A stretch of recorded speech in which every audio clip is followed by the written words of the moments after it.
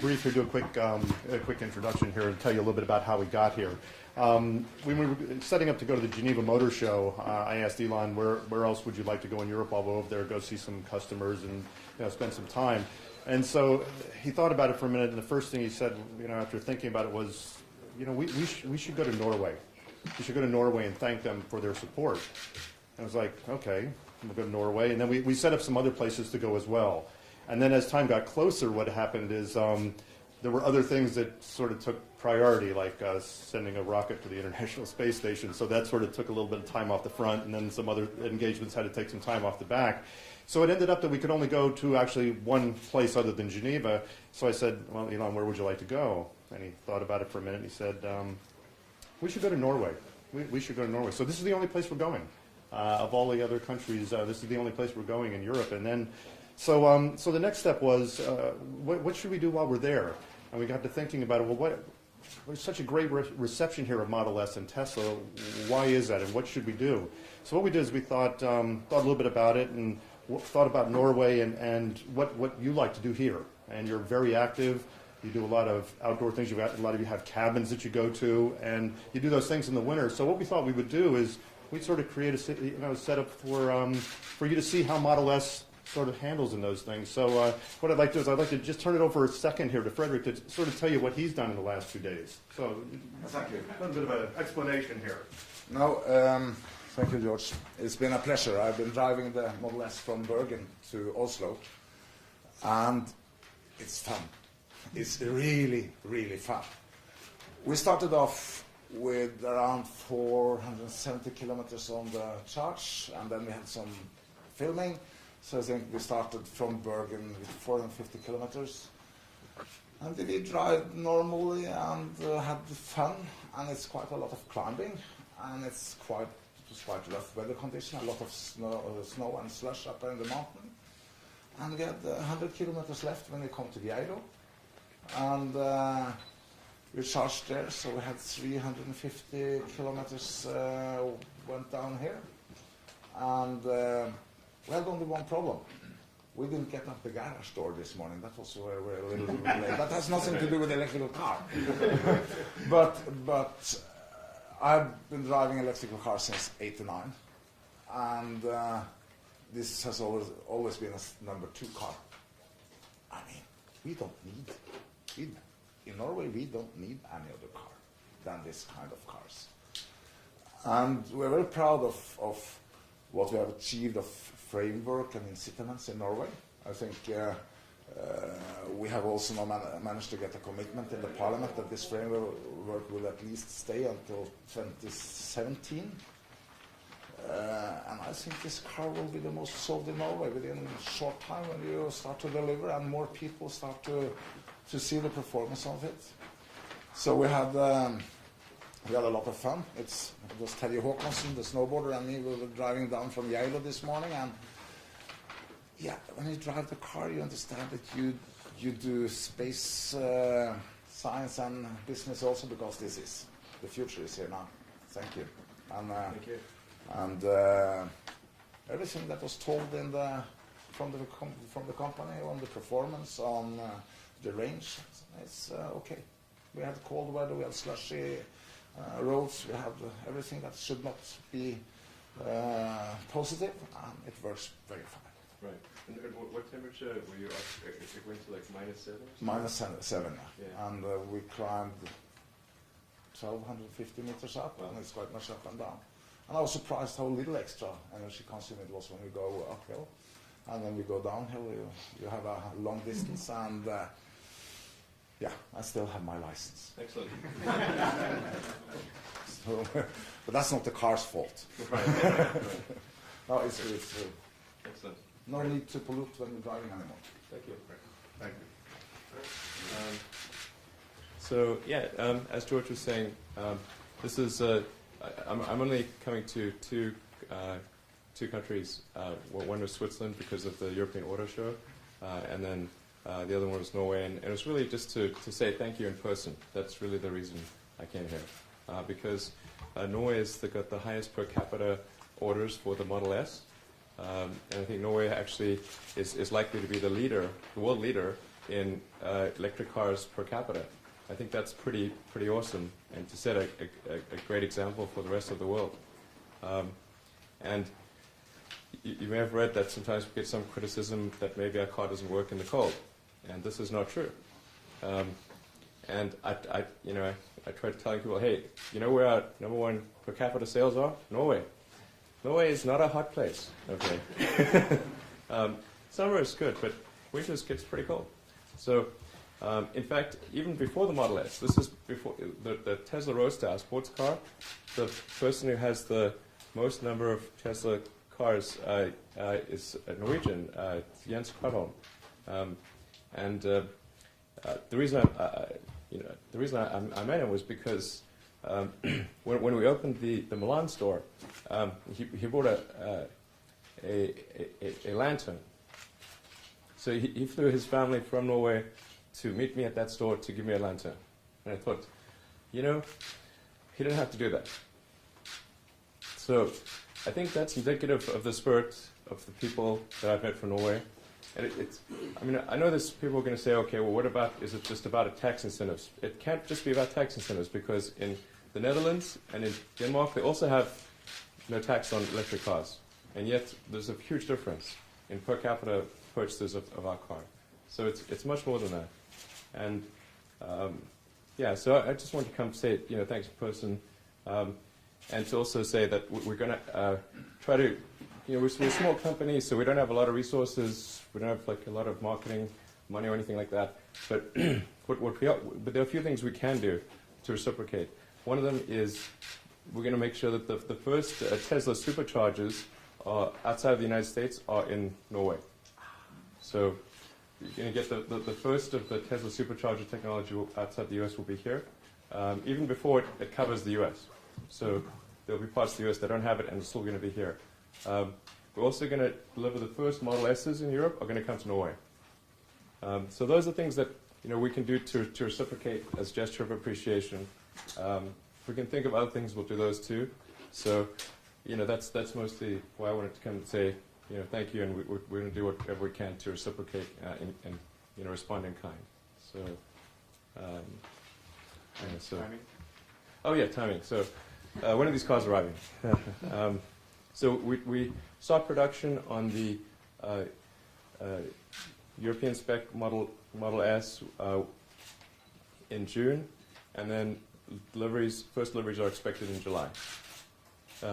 If we can, we'll try to accelerate that a little bit, but I feel confident that that's timing that we can make. And we're going to allocate a disproportionate number of cars, like a lot of cars in our June production to the European spec and to Norway in particular. Like I said, we want to do everything we reasonably can to respond in kind. And if you order today, when will you get a car? If you would order today, right, exactly. Exactly. This is why I'm the engineer. If you order today, you should get your car in approximately October of this year. But the reservation rate is increasing quite a bit worldwide. So if you are interested in getting a car this year, I would recommend placing a reservation quite soon, because within a few months we will have sold all the cars for this year. So, yeah. Anything else? Yeah, absolutely. Any what questions can I answer for people? We should where we're opening. So we're going to have service centers and stores in Oslo. We already have one in Oslo, but in Bergen and Trondheim. Right. And the supercharger network will cover all of Norway. We're going to focus first, of course, on the Oslo, Bergen, Trondheim, and also enable travel to Stockholm, because essentially the common routes is where we're going to focus on the supercharger installation. The Model S will also be compatible with all existing charging installations. I wouldn't say all, but certainly virtually all existing charge installations in Norway. So it'll be able to use existing stuff as well as the supercharger system. The plug is the Mennekes plug. And we'll be using the Mennekes sort of standard plug, and so it should be compatible with almost anything. Yeah. And 3-phase. 3-phase, yeah. When will we start building the superchargers? We actually have superchargers. We keep. You mean when do we start installing them? I think we'll probably in the June, July timeframe. So we'll try to get them a little bit ahead of the car arrival, and most of the installation will occur probably this summer. Yeah. And an important point I should mention with the superchargers is that the charging is provided for free. So there's no charge. So essentially, you get free long-distance travel. And it's forever. It's not short-term. So, yeah. So free long-distance travel forever seems like a pretty good deal.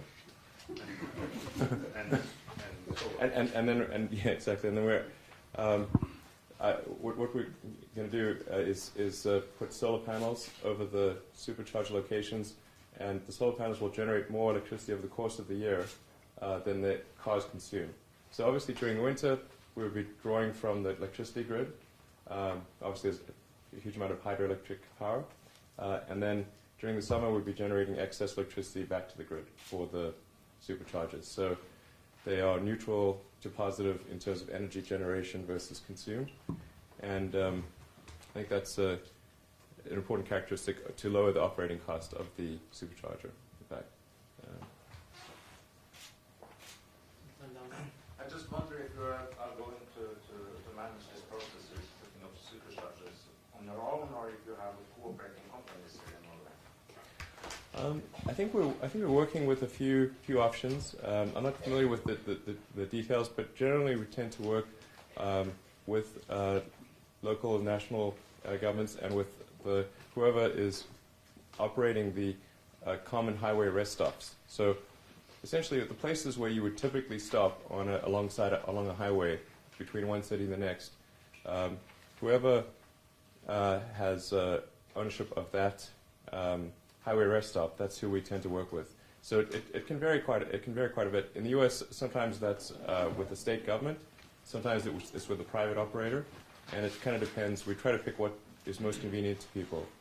And like I said, we work with existing highway rest stops where people are stopping anyway in order to go to the restroom, grab a meal, have a coffee, and then you can plug your car in, and by the time you come back from restroom, meal, coffee, getting a coffee, then your car is ready to go again.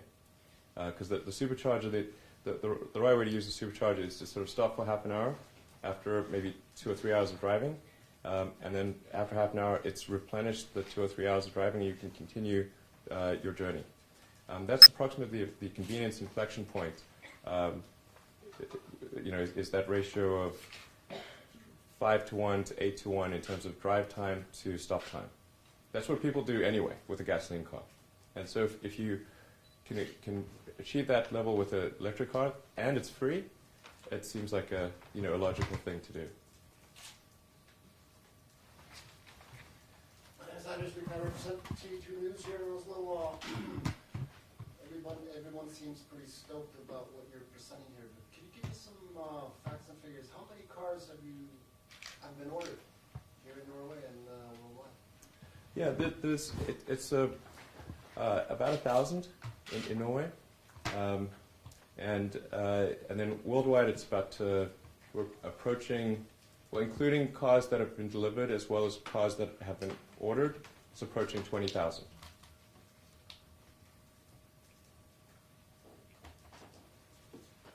And you're absolutely serious about offering a lifetime free supply of power? You have it on camera.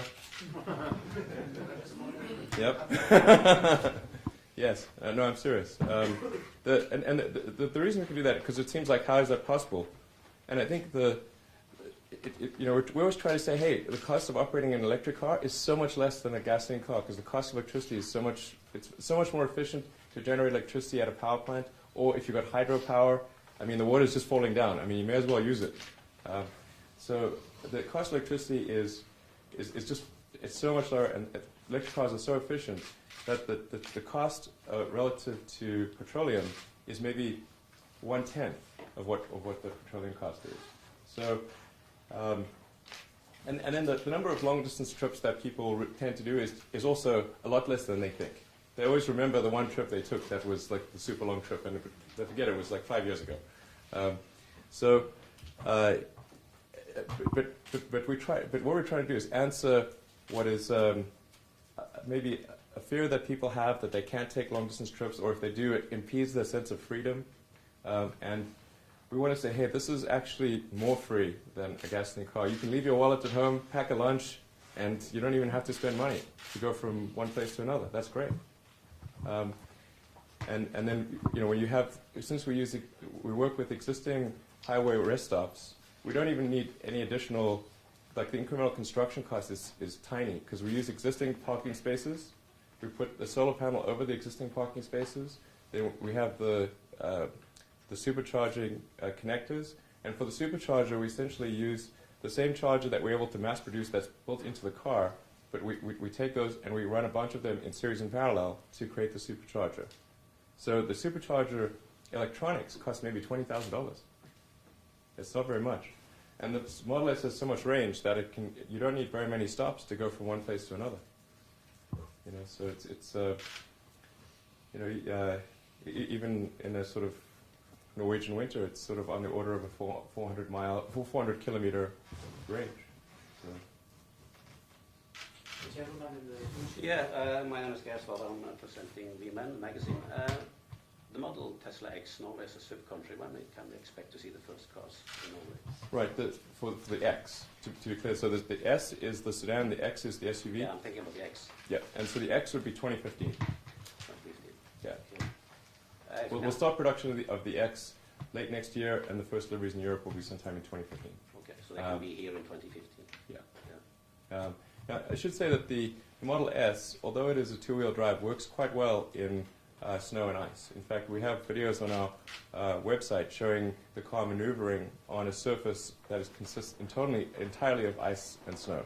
So it can do slalom maneuvers. In fact, I don't know if we'll get this sense of humor, but I don't know if anybody's seen a movie called Spinal Tap, but the volume in the Model S goes to 11, and I have this sort of idea of doing I know this is going to probably get picked up horribly, but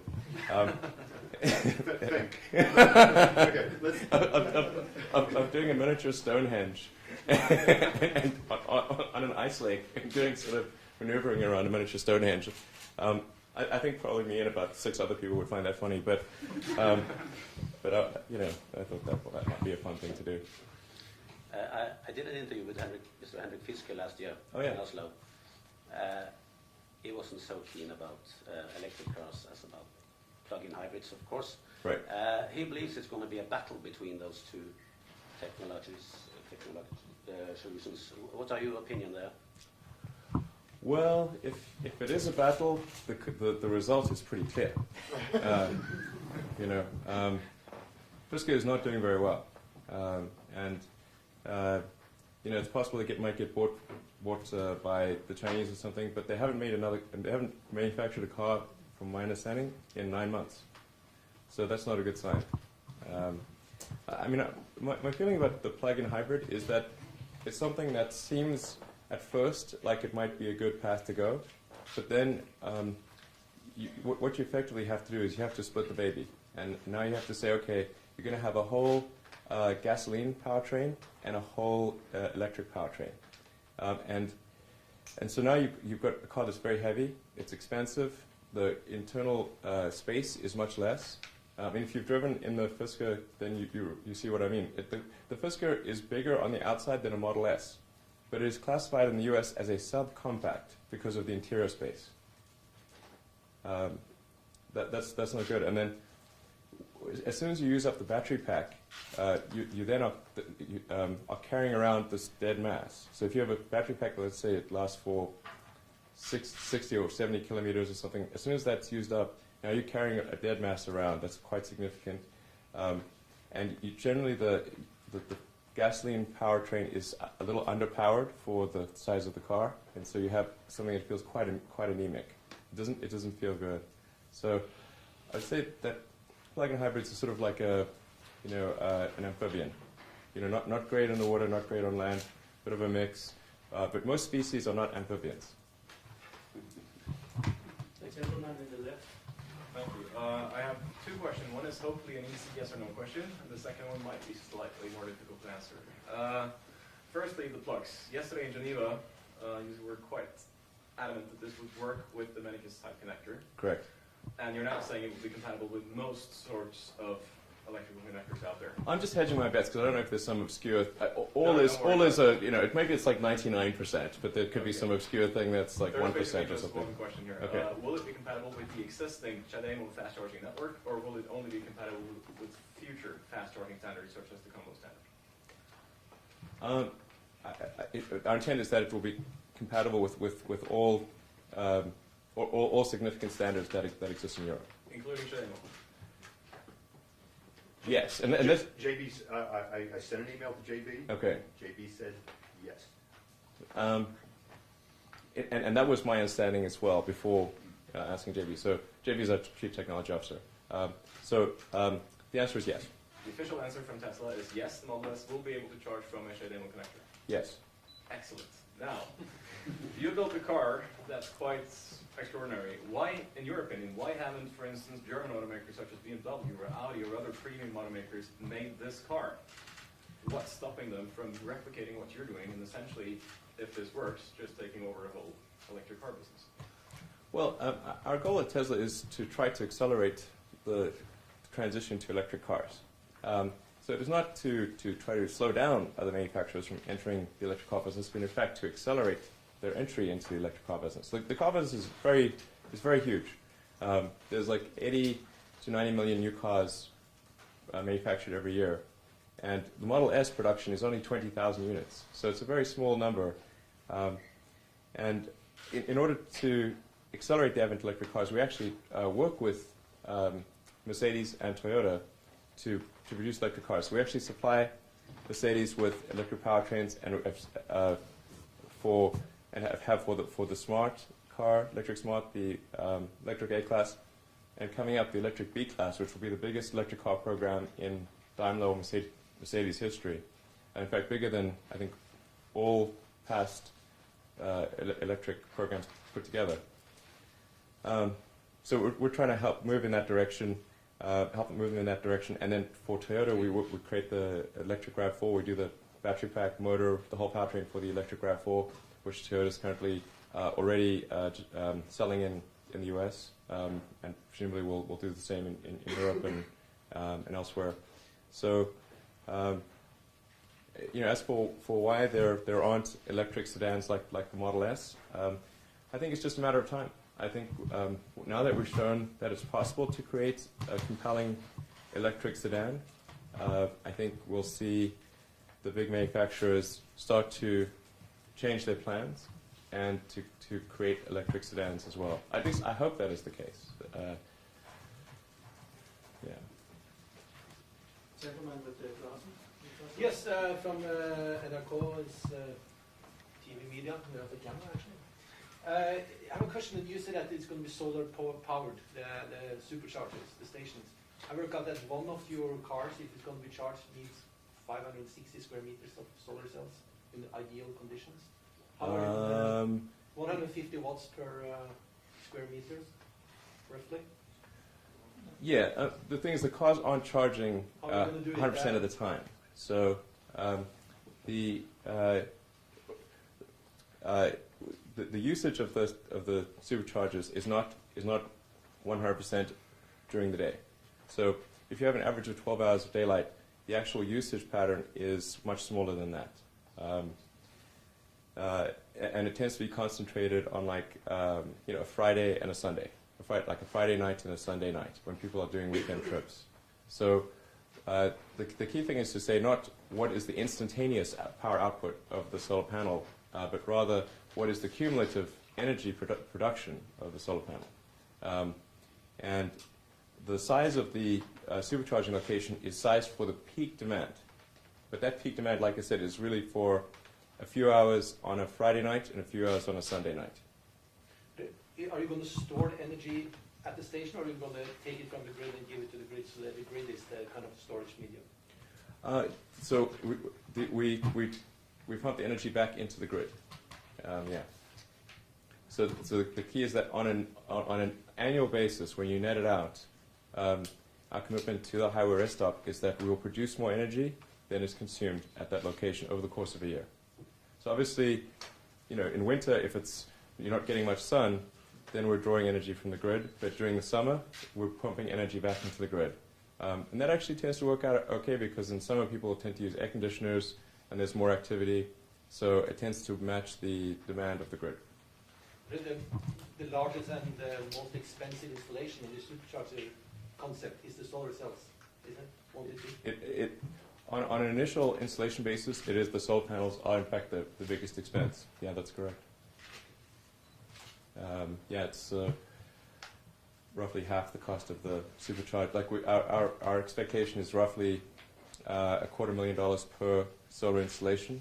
Oh, sorry, $250,000 per supercharger installation, and about half of that is the solar panels.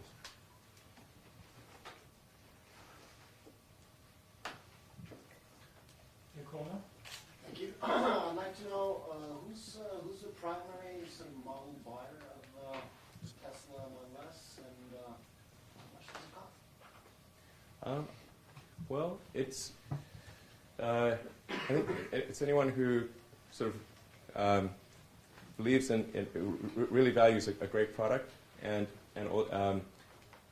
you don't have to be someone who is a super environmentalist, because our goal is really to create something that's a better car than any other car. So in fact, we won last year the Motor Trend Car of the Year worldwide of any car, period, not just the best electric car. We won Automobile Magazine Automobile of the Year, and so I think it's important to emphasize, like, the Model S is not just for people who believe strongly in the environment. It's actually for anyone who wants a really great product. And the true cost of the Model S always needs to be factored into relative to the operation costs. So if you compare it to the cost of filling up with gasoline or with petroleum, and the fact that there's sort of free long-distance charging, that's, I think, a very important factor. So the affordability of the car is actually much more than it would seem at first when you factor in the operating costs. Do we have the pricing that we want to convey? Or? Peter. Starting price in Norway is 446,000 Norwegian. That would be for the 60.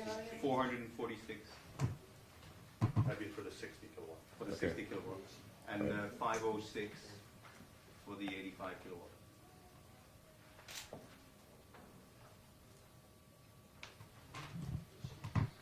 More questions? Yes. You did have a data log on the Tesla S that the New York Times borrowed.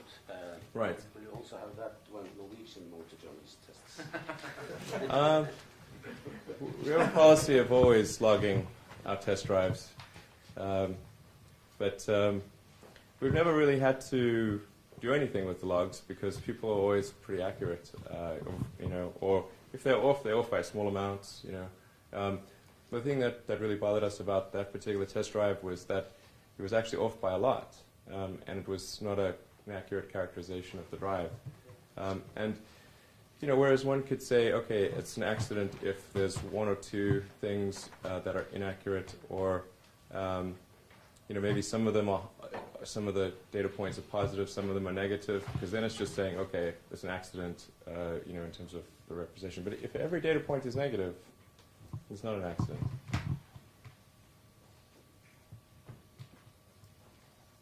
Yes. Yeah, I'm from the Bergen Times, What do you see as the main barriers for a global breakthrough for electric cars? I think in terms of for global breakthrough for electric cars, I think it's really important that people experience a compelling electric car, and there haven't been great options in the past. It's been typically cars that didn't look great, or they they were impeded in some way. So they weren't good acceleration. They were low range.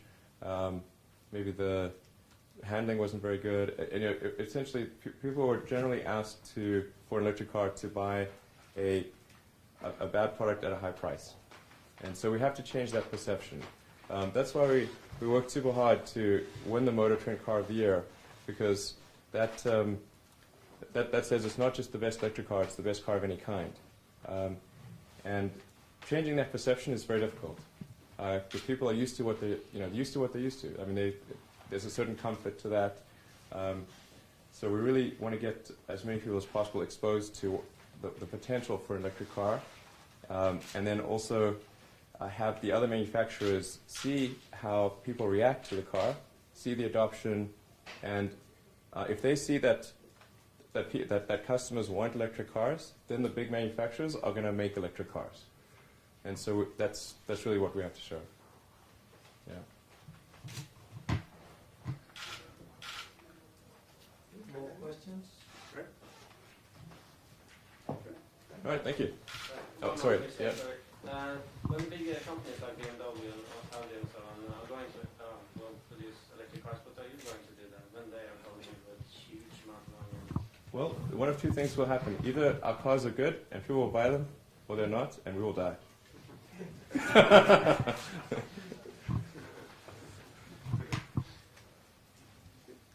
So go ahead. Yeah. You have all control of the retail, the sales, and the concept stores and technology frontiers. Is it correct to draw a parallel between Tesla and Apple? Well, George did work at that company before, and in fact was a key person responsible for the Apple stores. So there's a lot to learn from the way Apple did its retail concept. I mean, for cars, it is different because you've got servicing. That's a very significant part of vehicle ownership. And a car is also an asset that people have for a much longer time, and it's a much bigger investment. It's a much tougher decision that people have to make, because a car is the biggest single integrated item that somebody buys apart from a house usually. So we do have a lot more to sort of think about than selling consumer electronics. It's a more complicated problem, but I do think there's a lot that Apple did right in the retail experience. Most importantly, I think you want to create a store where people are drawn to the store. Like if you pass by, you want to feel like you're magnetically, like you have a desire to go to the store. And when you leave the store, the most important thing that we tell people in the Tesla stores, the most important job is make sure that somebody looks forward to coming back to the store again. Then you've done a good job. So, and I don't know what it's like in Norway, but in the U.S. that's not usually the experience when you buy a car.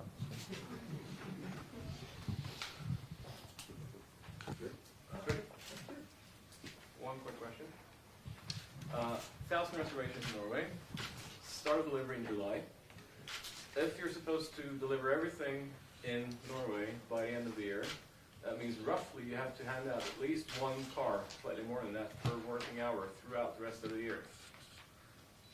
Will you be able to do that with the current setup of the logistics in Norway for the Tesla Model S? Yeah, I'm confident that we'll be able to deliver all of the cars that Norwegians have ordered this year. In fact, like I said, I think probably if people order fairly soon, then we could still accommodate them this year. We'll do our best to accommodate as many people as possible. But right now we are, in the U.S., delivering over 400 cars a week. U.S. and Canada, I should say.